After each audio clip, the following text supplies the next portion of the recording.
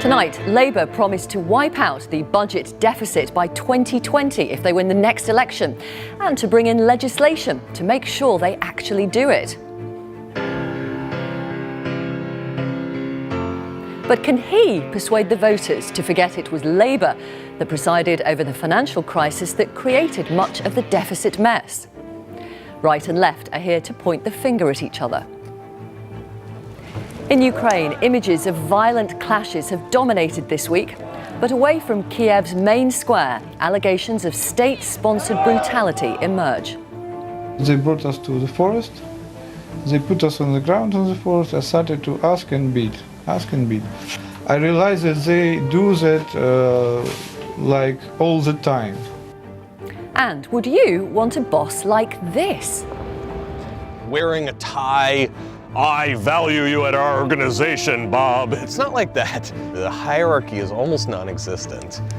We take a walk with Dr. Astro Teller, Captain of Moonshots. That's his actual job title at the top secret research centre known only as Google X.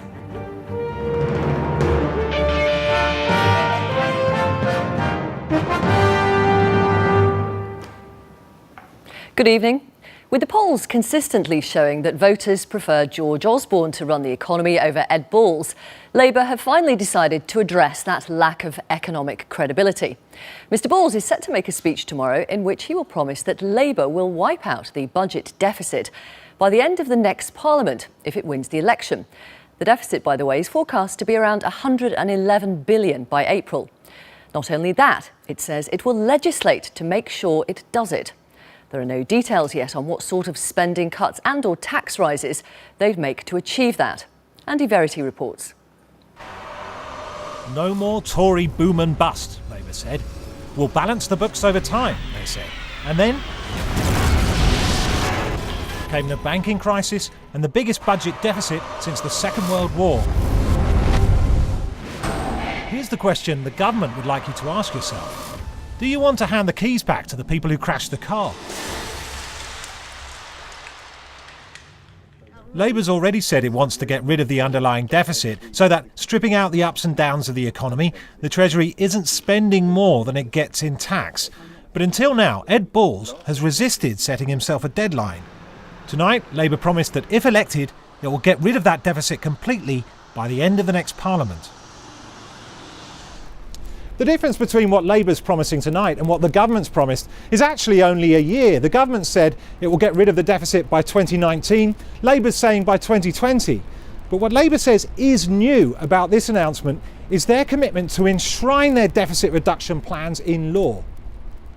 This week, Labour's strategy of attacking the government on the cost of living started to look unsafe. Business leaders gathering at Davos said it was in danger of demonising business, and that wasn't all. Unemployment fell far faster than expected to just 7.1%.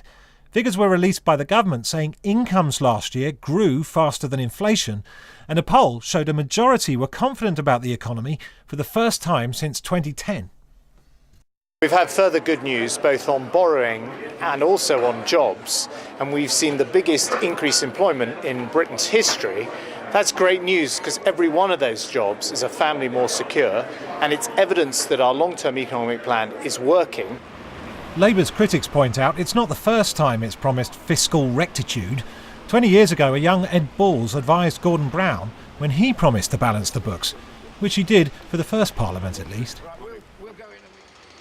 And 4 years ago, Alistair Darling brought in the Fiscal Responsibility Act, promising in law to halve the underlying deficit over 5 years. Within months, the new coalition government went one better, promising to scrap the deficit by 2015. The economy blew both promises apart. Insiders say Ed Balls had hoped to avoid making a similar promise too soon before the next election. By attempting to convince the British public they're economically safe, Labour hopes voters will forgive them that last crash and give them back the keys to the economy.